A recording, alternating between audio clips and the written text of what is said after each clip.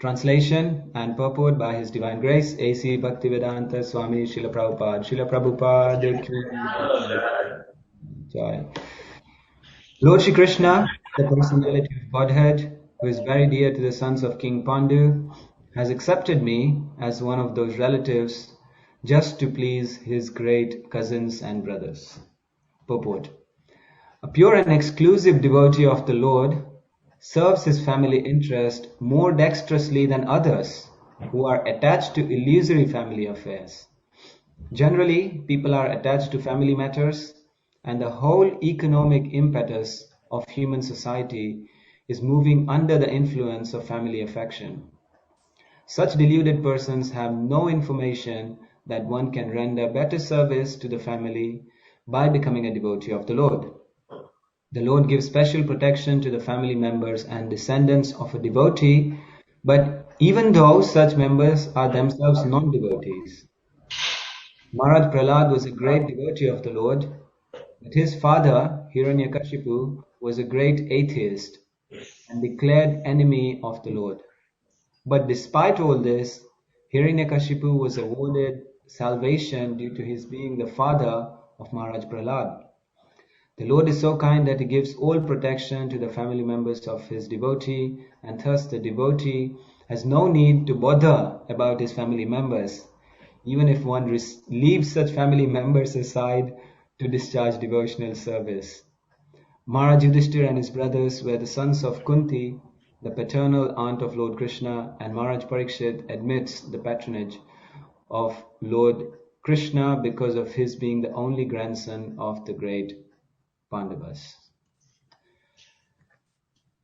Om Jnana Timirandasya Jnananjana Shalakaya Chakshurunmilitam Yena Tasmai Shri Gurave Namaha.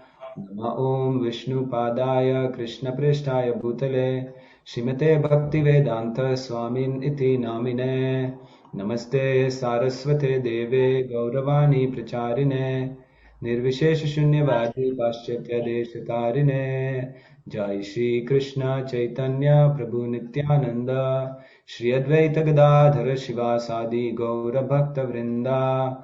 Hare Krishna Krishna Hare Rama Hare Hare. Okay, so it's a very it's an honor to be here speaking to the Bhaktivedanta Manor devotees again. Hopefully I can say something useful and something spiritual, and for that I need the blessings of all the Vaishnavas. So all the Vaishnavas assembled online, on site at the manor, and all the devotees from the past and from the future of the Hare Krishna movement. Thank you. Please give me a blessing so I can say something useful. Vancha kalpatarubhyascha kripa sindhubhya pavanebhyo vaishnavebhyo namo namaha. Hare Krishna. So this is a very special chapter. In this chapter, Maharaj Parikshit meets Sukadeva Goswami.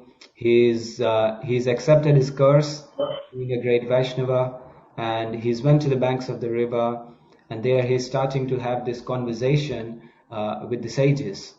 And at that time, Sukadeva Goswami arrives on the scene, and this is a part where he is expressing his views to Sukadeva Goswami, and he's feeling very fortunate. He's feeling very fortunate that the Lord has accepted him as part of the family, especially in the family of devotees, because he considers the Pandavas were some of the greatest devotees of the Lord, which they were, because Krishna personally helped them and became their relative and was there at all times helping the Pandavas.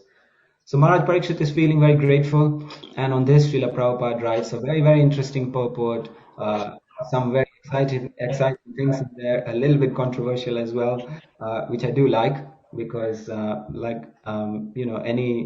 anything that is a little bit controversial gets people's attention, and it opens up a whole new ground for discussion. So it's not really controversial, but it's interesting. So let's talk about that a little bit. I'll try and share what I know on this subject matter. Obviously, I'm not the best, but if you have any comments and questions, then we can discuss them later on.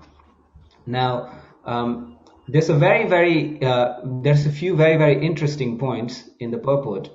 One of the points is that Srila Prabhupada says that a pure devotee serves his family interests better than those attached to illusory family affairs. So Srila Prabhupada is almost saying that somebody who takes up devotional service can actually serve his family better than somebody who is just fully focused and dedicated on looking after that family.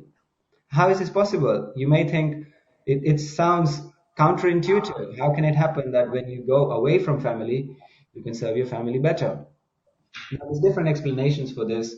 One of the explanations is that a materialist is actually alone. Okay, a materialist wants to be the controller, he wants to be the proprietor, and he wants to be in charge of the family. Okay, and that means he should also be the one responsible for the family. And the thing is, human beings are limited. We can only do so much. If a person wants a little bit of money, he has to work very hard for hours and hours in a factory, like Prabhupada said, manufacturing nuts and bolts or doing whatever he's doing. A person has to work very hard. And again, there is a family, there are children. If there is a family, then there's a house. There's a house, then there are cars. We don't have animals so much anymore. Bulls and we do have animals actually. We do have dogs and cats, but not so much bulls and cows and goats and oxen. It's more like cars who are vehicles now. So one has to like work really hard to look after the family. But the problem is that he is limited and he can only do so much. But if a devotee takes shelter of Krishna, then he becomes Krishna's responsibility because Krishna says, I look after my devotees. And because he becomes Krishna's responsibility, his whole family also becomes Krishna's responsibility. So who can look after your family better than Krishna? Krishna is the ultimate and Krishna is unlimited. So Krishna can do what you could never do for your family. Like if you go all out, try your best, you couldn't do even a fraction of what Krishna can do for your family. And hence, the family interest is served better by the devotee, isn't it? It makes sense. Now, this example is also shown in the Chaitanya Charitamrita. So once Lord Chaitanya was visiting Srivas Thakur, and very famous example, I'm sure you all heard the story. And he tells Srivas Thakur, he says, how is it that I never see you doing any work? You're always doing kirtan, you're always with the devotees, you're always practicing devotional service. What do you do to look after your family? I mean, how are they all fed? How are they looked after? And Srivas Pandit says, he just claps 3 times. 3 claps. And then Lord Chaitanya goes, well, why are you clapping? Because I asked you a question. What's all the clapping about? He says, Srivas Pandit says, he goes, if I clap 3 times and my family is not taken care of, he goes, then I will fast and I'll tie a water pot to my neck and throw myself in the Ganges and commit suicide. So why would you do that? His point was that because there's only so much I can do for my family. I want to be fully dedicated in Krishna's service, do kirtan, follow Lord Chaitanya, and it is Krishna's responsibility to look after me and my family because I've joined his family. So he has so much faith, and Lord Chaitanya is impressed, and he's very happy, and he tells Srivas Thakur, he tells him, even if the goddess of fortune becomes poverty stricken, okay, goddess of fortune who has all the opulences in the world, even if she becomes poverty stricken, he says, Srivas Thakur, your house will never know poverty. And that's all Srivas Thakur did. He just worshipped Lord Krishna, he took part in the Sankirtan movement, he was an associate of Lord Chaitanya. That's all he ever did, and his family was well looked after. How did it happen? I don't know. It happened, okay? It happened. He survived, he did very well. And we read about him all over the Chaitanya Charitamrita. So he did well, didn't he?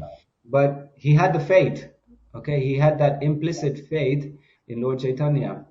I'm not sure we do, okay? And, it's this sort of dependence of Krishna. has to come from devotion. It has to come from within. It has to come from that faith we have developed. We can't just say, right, okay, the philosophy says that if you clap 3 times, I'll have food on my table. Okay, there's nothing here. What happened? Okay, it doesn't work like that. Krishna can look after your family better, but you have to have that implicit faith and connection, which we will also talk about.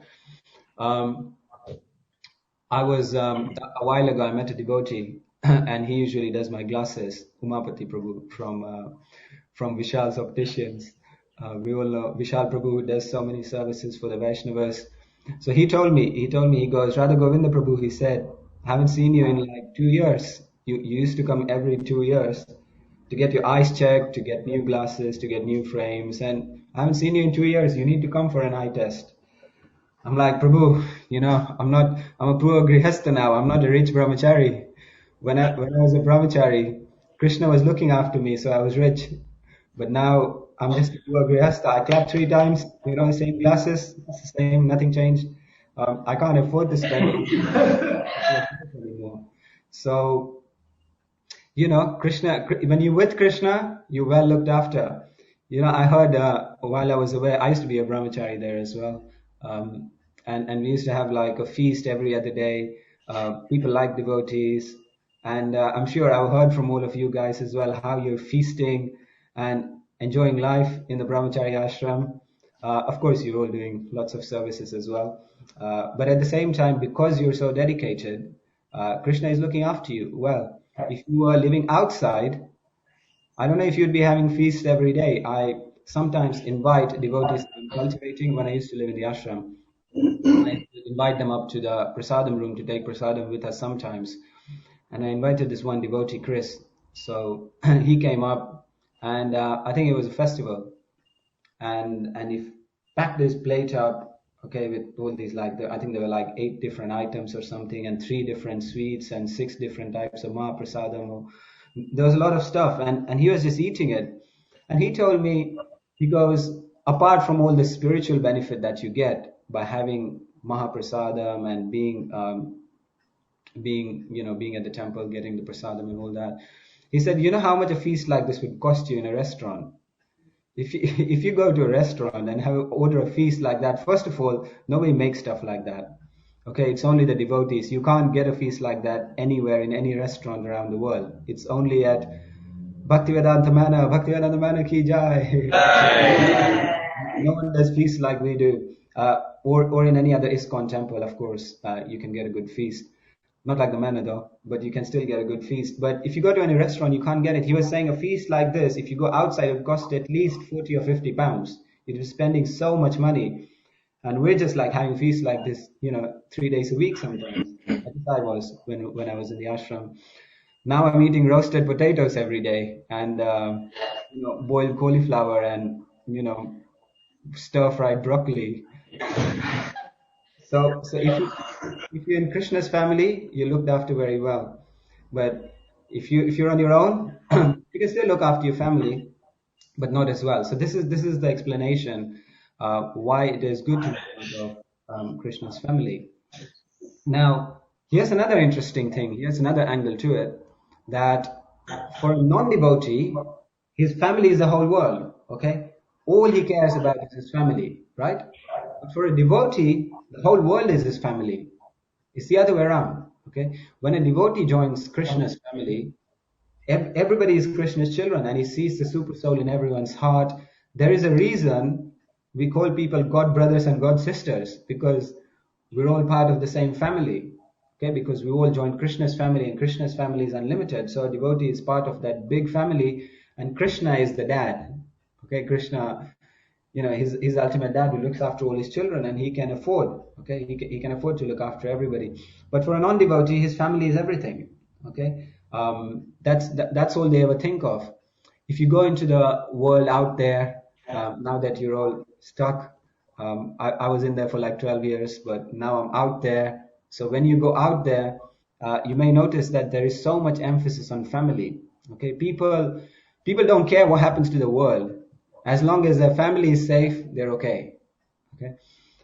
When I left the ashram last year, as you do, you kind of get into a little bit of Maya. So unfortunately, my Maya wasn't well. Fortunately, my Maya wasn't that bad. It was pretty much Netflix and Disney Plus. Wasn't so much, one or two movies a week. So I watched a few movies here and there. I'm not giving you ideas, but some of it was actually quite disappointing, to be honest. But that's another side note. But if you look at all these movies out there, it's like there is an apocalypse coming, and it's like a doomsday movie, or a dystopian movie where everything, the whole world is ended, or aliens are attacking the planet and everything's coming to an end. But the main character, he doesn't care. All he cares about is, how can I keep my family safe? Okay, I don't care if the aliens destroy half a continent. Okay, but I just want to take my family to a safe place. Forget the aliens and forget the continent. There's so much emphasis on family, and it's actually very much applauded. Everybody's like, wow, that's amazing, man, you're working so hard for your family. Now, everybody looks after their family. It's not a new thing. Okay, everyone is really attached to family. Everybody. Okay. If you look at the animal species, part of what I watched when I was outside was also wildlife documentaries. Whatever I do, I try to use it in Krishna's service. Now, did you know elephants live in big families? And elephants are actually one of the few animals who have sort of like a matriarchal sort of colony. So the mother is in charge, not the dad. In elephants, the father goes away. He's kind of solitary. He takes vanaprastha, like literally vanaprastha, because they're in the forest. But the mother, she looks after her family, the children, brothers, sisters, whoever, the whole gang, about 10 to 12 elephants. They hunt together, they eat together, they sleep together, and they'll even sacrifice themselves to protect their whole family. Elephants do it. Even lions do it. Okay, lions actually, when they get older, okay, their teeth fall out. Just like human beings, our teeth fall out as well when we get older. So it happens for the king of the jungle as well. The lions, their teeth also falls out. Then they're not king anymore. But the younger lions will actually share their food with them, because the big lions shared food with them when they were younger. So they understand that, and they share the food with them.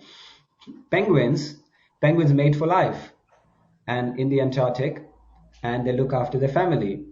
Once the mother's given birth, the father hatches the eggs. Okay, the mother goes to find food towards the sea, which is about 50 miles away.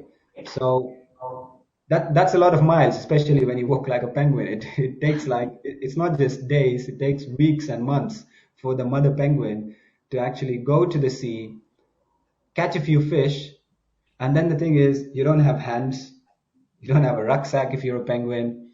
What do you do? Where do you keep the fish? So what she does is she eats it, and then she walks back all the way. And all this time, the father penguin's looking after the babies.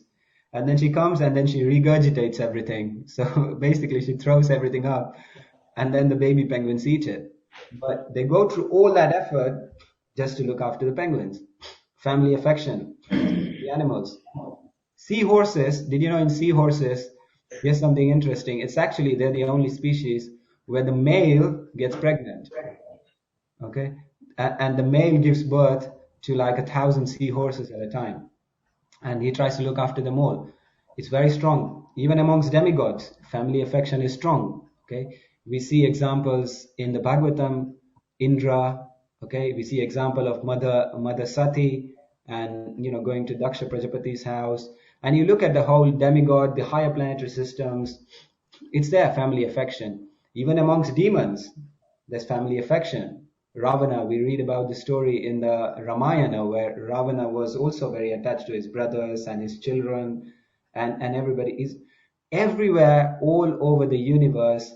Family affection is there. And why is it there? Do you know why it's there? Do you know why Krishna created family affection, or Brahma created family affection? You know why? Because we wanted it. Now you may say, how can I want it? I didn't want it. Well, because one day we saw Krishna being in charge of the universe, and we thought, well, wonder why Krishna has to be in charge of the universe. Why can't I be in charge of the universe? I want a universe too. And all of us who are here, we all thought of the same thing. But Krishna is a smart guy. He's the smartest guy we ever know. So Krishna said, right, I'll give you all a universe to be in charge of. And what is this universe? Ta-da! Enter family attachment. So everyone gets a universe to look after, okay? And that universe is called the family. So Krishna has given everybody a universe, okay? And in that universe, everybody thinks they're in charge in a family. The father thinks he's in charge because he's getting the money, he's looking after the family, and he thinks everybody's listening to him. But, who's really in charge? The mother thinks she's in charge actually, and she knows, that because of affection, the husband will do whatever the wife wants. Okay. So she thinks she's in charge, but actually, who's in charge? It's actually the children who are in charge because the children think, the parents will do whatever, they want. Everybody in the family thinks they're in charge. Everybody's happy. Everyone's got the universe. But this family affection is there to keep everybody, attached. Okay. It needs to be there because it was our desire. Okay. Interestingly, Prabhupada says in the purport that the whole economy is working because of family affection. And you think about it, like, how is the economy working because of family affection? And it makes sense. If people didn't have family affection, nobody would bother getting a job. Okay. Why would you want to go and work in a place which you don't like?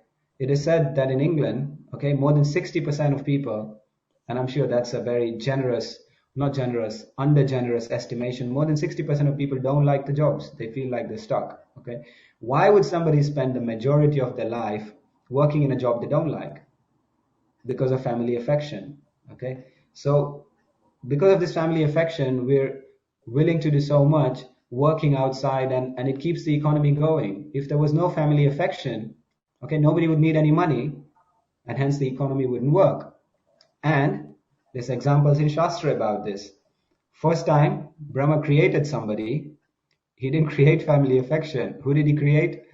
He created the four Kumaras, the first beings in the universe that Brahma created.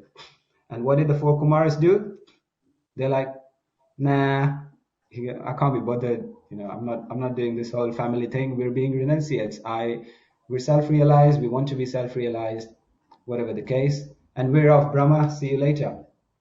And Brahma of course got angry, and they just left. No family affection. In fact, forget family affections. They didn't need any money because they had no family affection, and they didn't even need clothes. Okay, they just full renunciates. Okay, straight away. Um, and then there's Sukadeva Goswami. He didn't want family, renounced. We know the story how when Sukadeva Goswami, he didn't even want to come out of his mother's womb. He stayed there for 16 years. And then he came out, a 16-year-old boy. And that's why we say Sukadeva Goswami was a 16-year-old boy, but he was still innocent as a child because he just spent the 16 years in his mother's womb. And then he comes out, and then he goes, Haribol dad, Haribol mom, thanks, thanks for whatever you did, but I'm off now. And then he goes, and Vyasadeva starts chasing him. Vyasadeva, out of family affection, he starts chasing him, but Sukadeva Goswami doesn't even turn back. Again, no family affection, economy doesn't work, he doesn't need to work, okay, no money, again, somehow, no clothes. It seems to be like a theme here. If you don't have family affections, you don't need money, you don't need clothes. So he also walked away, okay. More examples like that. There's so many in the Bhagavatam. Rishabdev, okay, when he left his family, okay, he also became a renunciate. Again, no money, no clothes for some reason. So if you don't have family affection, it doesn't work. Economy doesn't work. So Prabhupada is saying the whole world goes around, animal kingdom, human kingdom, demigods, demons, everywhere because of family affection. Okay, it's very, very. Now there's some benefits as well to family affection. If you want to keep society running without chaos, okay, you need family affection. Plus side, it does keep the economy running, whatever it may be. If there was no family affection, nobody would go to work. How would things get done? Okay, so there is a positive side to it. If there was no family affection, people wouldn't even cooperate with each other. Okay, people only behave because they want their family to be safe. If there was no family affection, nobody would cooperate. There would be just like indiscriminate mixing. There would be chaos everywhere. Okay, people wouldn't care to work with each other. So there is family affection. There's some positives to it. It keeps society moving. But if one has this family affection for Krishna's family, which is actually our real family, okay? A devotee has joined Krishna's family. So if one develops this family affection for Krishna's family, then he is that's the success of life. We can't get rid of family attachment. Okay, that's not the point. The point being made here is not that. It's instilled in us by Brahma from the beginning of creation. This family affection is there. It's part of us. But we just have to somehow redirect it, what Prabhupada said, dovetail it for Krishna's family. And we're all ISKCON is one big family. ISKCON is actually such an amazing family. I've never seen this anywhere else. Whatever whatever things we may say about ISKCON or this organization, that organization, this thing's wrong, that thing's wrong, too bureaucratic or whatever it may be. I've never seen any organization that looks after its people as much as ISKCON does, as the Hare Krishna movement does. You know, some I've seen like a few years ago there was, when devotees get sick. I don't want to go into specific examples. I was going to give you some, but when devotees get sick, everybody prays for them. Okay, the whole world is praying for them. Where do you see somebody praying for someone in which religious community, spiritual community, or non-religious community, where everybody's praying for somebody, the whole world unites to pray for somebody when they're sick? Just like when our Janakinath Prabhu, when he was sick, everybody was concerned, and not just at the manor and people who served with him, but news were everywhere. Okay, devotees come together. I've never seen such strong family bond, Krishna's family bond, as within ISKCON, and this is good. This is good. This is what we are trying to develop, family affection for Krishna's family.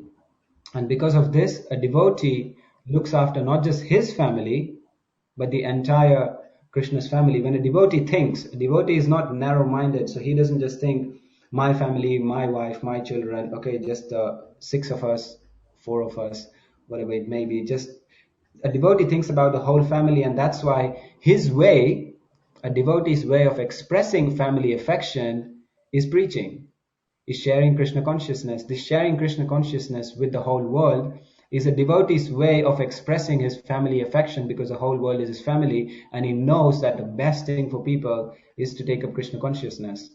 So it is a very good way to dovetail one's family affection for Krishna consciousness. And hence, if you are serious about family, then you will become a devotee. Okay? And Krishna, the interesting point is, even if your family is not a devotee, as Prabhupada mentions in the purport, even if your family is not a devotee, Krishna will look after them. Interesting, isn't it?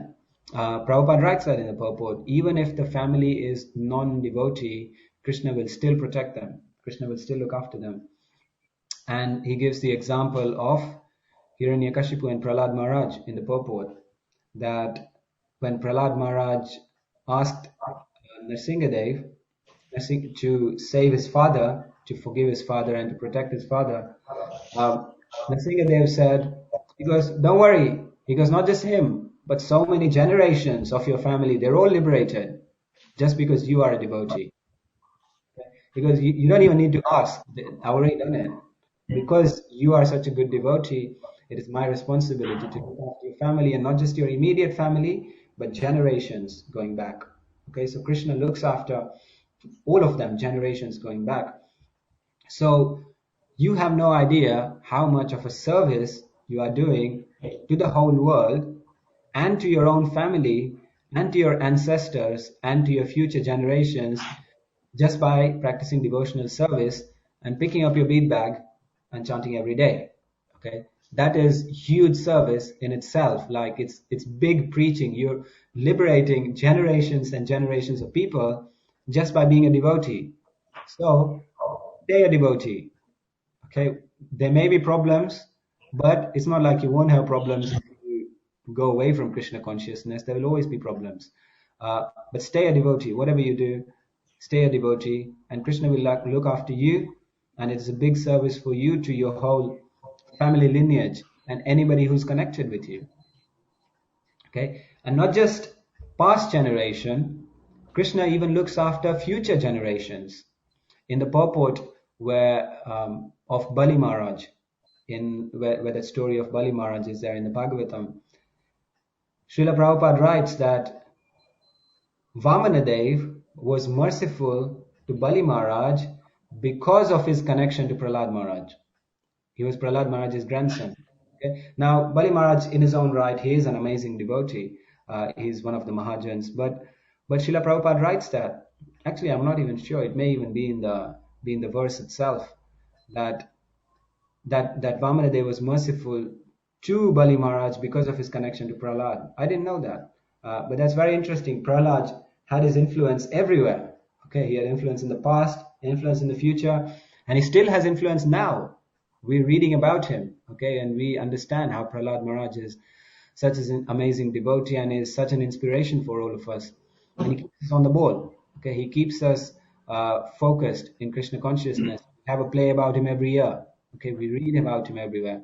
So even though that was thousands of years ago, so imagine that the influence that a devotee has.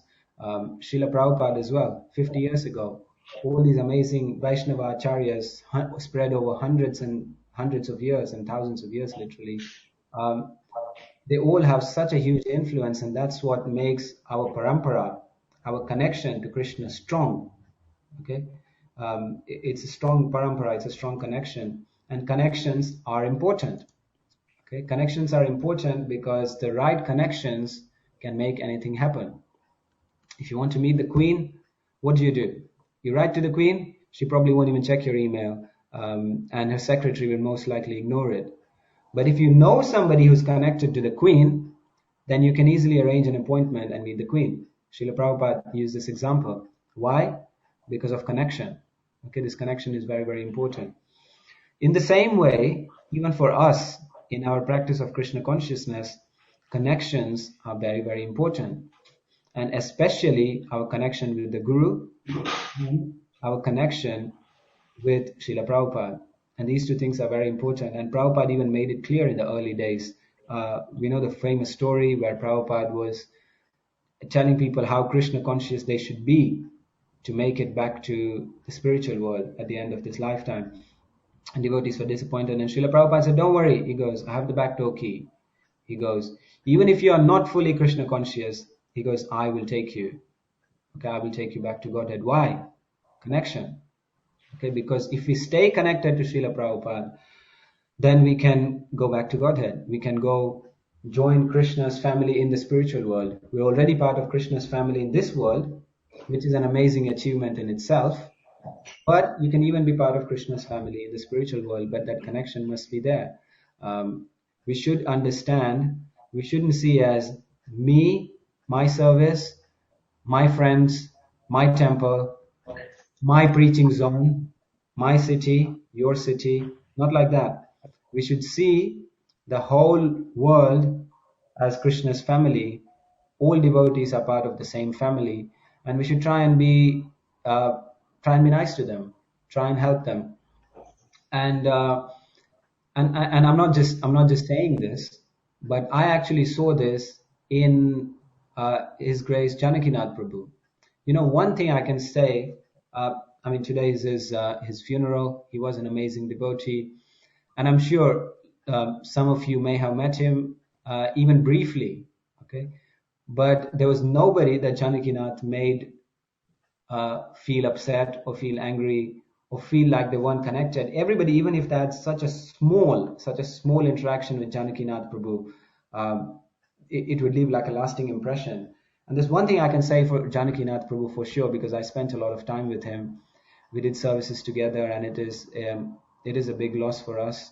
But Janakinath Prabhu, I can tell you one thing for sure from all my interactions with him, from all I've seen him do, all the services I've seen him do, one thing I can tell you is that man, okay, he had no lust, he had no envy, and he had no greed or anger. I can confidently tell you that. I've never met anybody. Okay, I can't say this for anybody else. But for Janakinath, I can tell you that person, that devotee, he had no lust or envy. Okay, you couldn't talk to him about some other devotee, anything wrong about some other devotee. As devotees, we try our best, but sometimes we fall into the trap of prajalpa, and we all do prajalpa, and then at the end we go, anyway, he's a devotee, he's trying. That's kind of our way of making up for it. We say bad things about a devotee for 20 minutes, and then we go, anyway, he's trying. Um, but you couldn't do that with Janakinath. I remember sometimes I would get into it, oh, that guy, he's trying to do this, that. And he would always tell me, like, no, are you sure? Like, maybe it was you. Maybe because you were doing it like that, that's why he did that. Do you want to think about it? He would catch you straight away. You couldn't, and you'd never hear him talking anything bad about anybody. No lust, no greed, no envy. He was an amazing devotee, and that's why even though we all miss him so much, I'm not worried about him, because I know I could never be more sure for anybody else that Krishna is looking after him. Okay, there is no way that Krishna can't look after him. He took the whole world as a family, and he did his service in that way. He was always trying.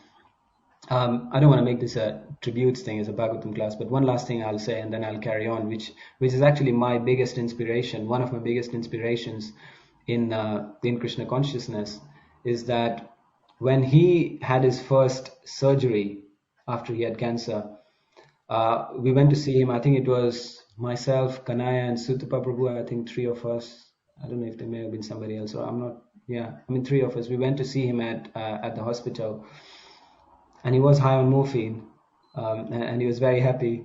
And what happened at that time? He was telling us how the people in the hospital are so amazing, and he he was on morphine, so he was just kind of whispering everything. You can't keep anything in your head. It kind of comes out. Okay, so he was like, he started whispering to us.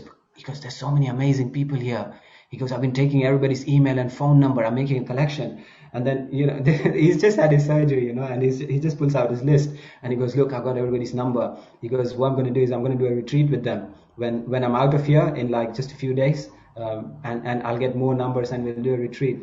And he was out in a few days after his surgery. And this is a guy who's just had his first surgery in cancer. It was a big shock to him, to the family, to the community, and he's just aloof. And he did do a retreat, and there were about 50 people from the NHS, all nurses and doctors, who came to the manor, and he did a whole retreat with them about Krishna consciousness. Even when he was there, not knowing what would happen during the surgery, he was thinking about how we can share Krishna consciousness. So the point is, no place is a bad place to share Krishna consciousness, or a difficult place. If you have the right mindset, if you have the right desire, you can share Krishna consciousness anywhere. Okay, you can even share Krishna consciousness in hell. Prabhupada said, it doesn't matter where Lord Chaitanya sends you, you can share Krishna consciousness. So a devotee is always thinking like that. How can I share Krishna consciousness with the world? Why? Because of family affection, but not family affection for his own family, but family affection for Krishna's family, because everybody is part of Krishna's family, and especially devotees. So I just wanted to say this verse is all about family affection, but we should understand that Krishna's family is our original, real family, and we should really look after our Krishna family, because Krishna will really appreciate it, and Krishna will obviously like it if his brothers and if his children, his brothers and sisters, are cooperating and working towards a common mission. And that's why Srila Prabhupada said that your love for me will be tested based on how you cooperate after I'm gone. So we're all part of one family, so let's cooperate, and if we're together, then we can share Krishna consciousness with the whole world. Okay. Now, an interesting thing Srila Prabhupada writes, I'll speak for about 5 minutes, and then we'll take questions. Interesting thing Prabhupada writes is that a devotee has no need to bother about family. Okay, that's very. It's like almost he's saying like, don't worry about your family. It's okay. Okay, no need to bother. Now, it may sound like not a very nice thing to do, but because of the points I've just explained, we should have implicit faith that Krishna will look after our family. Now, don't bother about family doesn't mean that you just say, "Oh, I don't care about family," and then just leave. What you want to do. But don't bother about family comes in different ways based on which ashram you're in. So don't bother about family has to be seen with respect to the varnashram system, to whichever ashram you're based in.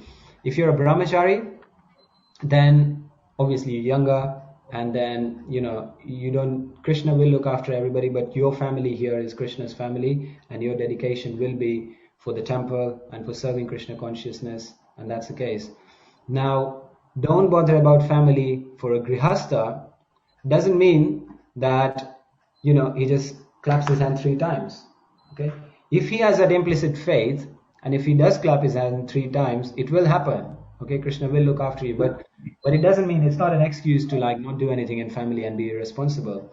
But the point is that one should look after the family because it's a responsibility, but at the same time, bodha. Okay, bodha means your state of mind. Okay, what are you bothering about? Okay, your focus should be serving Krishna's family. Our focus should always be, our mental energy should always be spent in how we can share Krishna consciousness, how we can be with Krishna's family, how we can better ourselves in Krishna consciousness.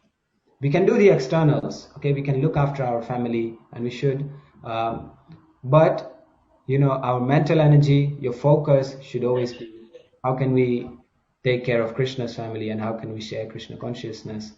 In Vanaprastha, don't bother about family, takes a different approach. As sannyas, don't bother about family, takes a different approach. So it's not a bad thing to say. Prabhupada is saying, if you look after Krishna's family, Krishna will look after your family, and Krishna will look after everybody's family. Okay, like that. So we should always learn how to put Krishna first and Krishna's family first. So that is sort of what I got from this sort of purport and this explanation. Now, I'm sure there are some questions bubbling up, because it is very family orientated, and there may be some questions. So let's see if there are any questions. Anybody? Haribo Prabhu, thank you Yes. so much for your class. Hare Krishna. I'd just like to revise a bit on what you spoke in the beginning. You gave us, you spoke on the story of Srivas Thakur and his unflinching faith to the mercy of Lord Chaitanya, how he used to clap his hand, and in this way all his family would be provided for. So we can take inspiration from that, to imbibe that in our lives. And you also share a bit of your personal story in changing ashrams and the contrast from brahmachari to grihastha. You seem that grihastha life is quite austere, quite renunciate.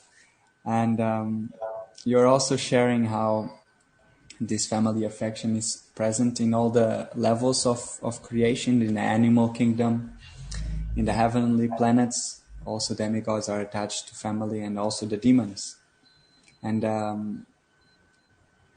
you follow this by giving us many examples from Srimad Bhagavatam, like the sons of Daksha who were educated by Narada Muni and left to the renounced order of life. And this was helpful to explain how this family affection is so important to maintain society and maintain creation. Otherwise, we would just all renounce life and go back to Godhead. So without family affection, we could not maintain this creation. And at the end, in this kind of a second part, we can say, you spoke about the importance of connection to Guru and to Prabhupada, and also you mentioned to us a lot of beautiful qualities of our beloved Janakinath, who just left the world. So thank you for all of this. For the moment, there's no questions on the chat, but I have a question regarding to this example you gave of Srivas Thakur. And how do we as conditioned souls develop that trust, that faith on the Lord's mercy, on the Lord's care? How can we experience that or make that substantial? Yeah. So faith develops in many ways. Okay. Uh, it is explained that the best way to develop faith, faith is like, faith is a bit like the coronavirus. Okay. If you're within a 2 meter distance, then you'll get infected. Okay. That's what faith is like. But it's a good coronavirus. Uh, So it is said that the way to develop faith is association with devotees who have that implicit faith. Association is the key to develop faith. That is why if you look at the way of the 9 stages of development, the Shraddha, then the Sadhu Sangha. So you may have a little bit of faith in the beginning, that's Shraddha, your initial faith. Okay, your initial faith that is enough for you to come and keep practicing Krishna consciousness. But sadhu sangha, the next stage, is where your faith becomes stronger by association with devotees and being with devotees who you see have dedicated their life to Krishna consciousness. By being with these devotees, you will get faith. Faith is infectious. It's like emotional contagion. If you're hanging around people who are happy all the time, you'll be happy. If you're hanging around people who are miserable all the time, you'll be miserable. If you're hanging around people who have that implicit faith in Krishna consciousness, you will also have that faith. It will develop. Okay. Another way faith develops is also by understanding, by knowledge, by reading all these examples of how Krishna always protects his devotees, doesn't matter what happens. That's another way to develop faith. Another way to develop faith is from your own experience. Okay, you will see from your own experience how Krishna looks after you. Okay, and I shared some examples, but I'm sure everybody has their own examples where they have seen that by coming to Krishna consciousness, how their life has actually got better. Okay, how they have had experiences or interactions with Krishna. May not be the deity talking back to you, but in one way or another, Krishna reciprocates with you. And like this, you develop faith. And another way you develop faith is by sticking around. Okay? If you stick around, the more time you spend with the devotees, the more time you spend practicing Krishna consciousness, the more experiences you have, the longer you are around, faith will develop. So these are all the different ways in which we can develop faith in Krishna consciousness. Good. So, as we still have some time, I would ask a question to develop a bit that more on the first point you said about association. Yeah, Association seems... I'm just wondering, I don't know if anybody from the temple room has any questions. Yes, definitely. So, Not for the moment. has it done? Okay. Haribol, yes. Oh. Yeah. Haribol, can I speak? Yes, please, Prabhu. Yes. It reminds me of when you're talking about the Grahastha life. Yeah. There's a very nice verse in the Bhagavad Gita. It's 9:27. Yat karoshi yadasni yat tapasyas. He says in that verse that whatever you do, do it for me. And so it occurs that actually he's saying that actually you should treat it as service. And actually service is our real shelter, isn't it? At the end of the day. That's what occurs to me, that actually service is your protection. And so he's saying, look, if you do everything for me as service, you're protected anyway. Yeah, I don't know if that is sort of. I can see what's happened to you in your new life. Yeah. You're trying to treat it as service. Yeah. Yeah. Thank you, Prayojan Prabhu. That's a very, very good point. Yeah. Service is one of the most important things that keeps us connected to Krishna consciousness, and service is what gives us faith in Krishna consciousness. So thank you for explaining that, Prayojan Prabhu. Thank you very much. Yeah. Hare Krishna. Hare Krishna Mataji. Hare Krishna, Dhanva Pranam. Thank you, Prabhuji. Very nice class. Thank you. My question is, like when you start taking the whole world as your family, you start giving people, love from your heart. And then sometimes what happens is if you take the whole world for a family, you can get hurt. So how do you, rationalize that you don't get so emotionally attached because you can get hurt and that can also take you away from Krishna sometimes. So how do you serve knowing that the whole world is your family and it's a great opportunity Krishna has given you?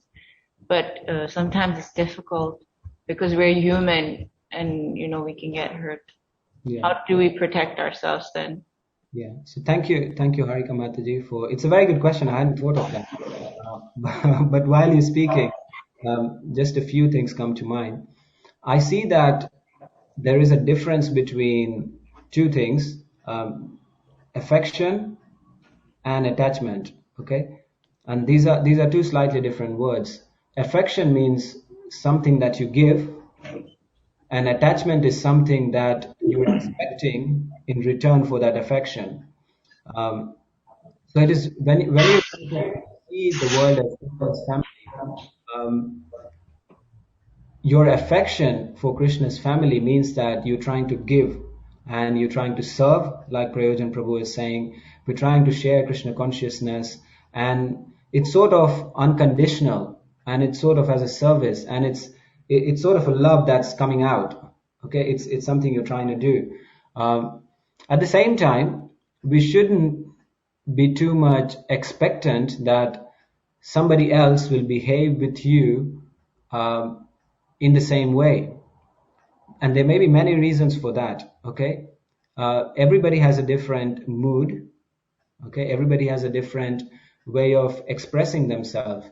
Everybody has a different nature. Some people may not be so expressive as you may be, for example. And even though they may have that affection in the heart for you, they may not be able to express it because that's just not their nature. Okay, so sometimes we may get hurt like that, but that doesn't mean that they don't have that same feeling. It just means that, and we're talking about unconditional love here. We're talking about spiritual love. So they may not be able to express it in the same way. Secondly, there may also be certain restrictions based on society. Okay, like for example, we have brahmacharis, and brahmacharis. It doesn't mean, sometimes it is seen that brahmacharis may be really hard-hearted and brahmacharis may be really renounced, or like they don't care about anybody. And it's not really the case.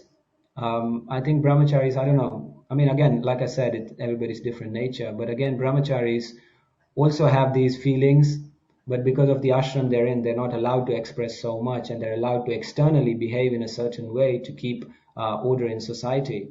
So again, we may not get that reciprocation, but again, we shouldn't expect it because it's like that. So this is just an example of brahmacharis, but in different places in society, it may work differently. And sometimes people may not have the same feeling towards us.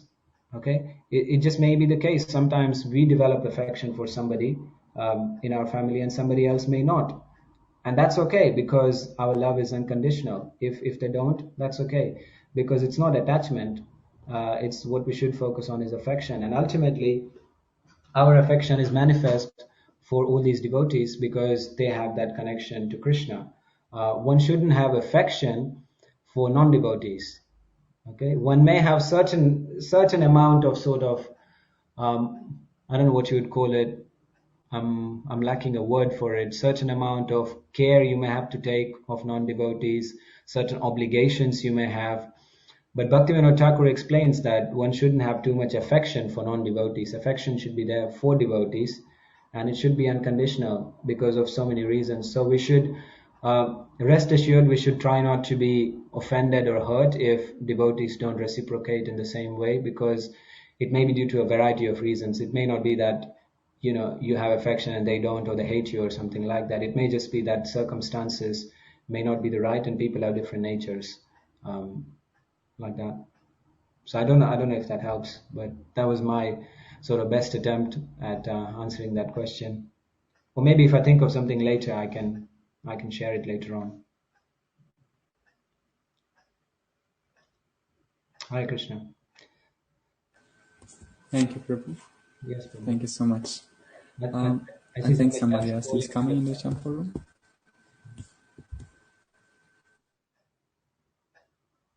Oh, is somebody saying something or? I'm checking if they want to say. Otherwise, I will ask a question in continuation of Yeah, Haribo. Hare Krishna, Prabhu. Thank you for the class. It's very eye-opening and interesting. I just had a question. Yeah. So what do we do when there's a conflict between our responsibilities for our family and our advancement and our interest in Krishna consciousness? Yeah. So, for example, I feel quite guilty. I feel quite guilty that I'm staying here in the ashram and not helping out my family, for example. So how can I reconcile that in myself? Well, what you do is you speak to your mentor, you speak to your guru and discuss it. I can't give you a generic advice here because everybody's situation is different. So it wouldn't be fair for me to make a blanket statement about, yeah, don't worry about your family, your family will look after itself, or say something like, yeah, you should go back to your family. So I can't make a blanket statement like that. But everybody's situation is different. Sometimes your family is capable of looking after, your family is capable of being okay. Like in my case, when I joined the ashram, I stayed for like 10, 12 years. Before I joined the ashram, I made a contribution to my family because I was working outside. So I helped them buy a house and things like that in India, of course. So, and then for 10 years, I didn't really give them any money because I didn't have any. It's not that I didn't want to.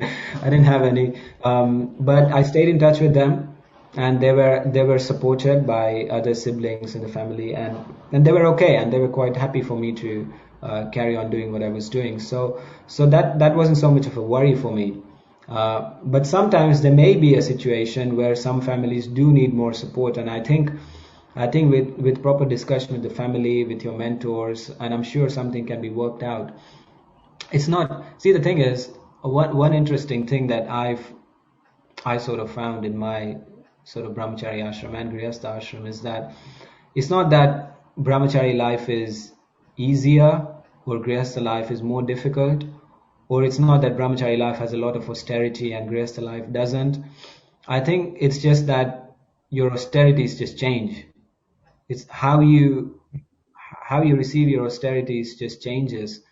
Ultimately, your karma is your karma, and it'll come and bite you whether you're in the brahmachari ashram or in the grihastha ashram. It'll just bite you in a different place.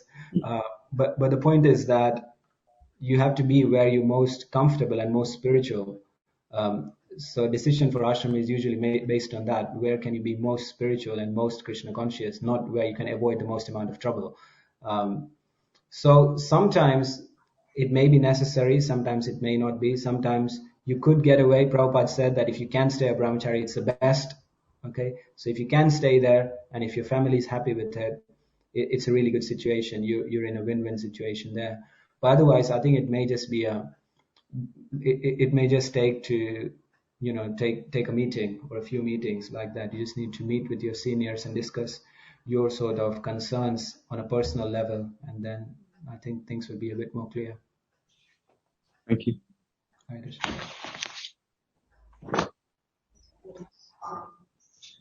Yes, Prabhu. I think right. Radha Govinda, Prabhu, thank you so much for your words. Time is coming to an end.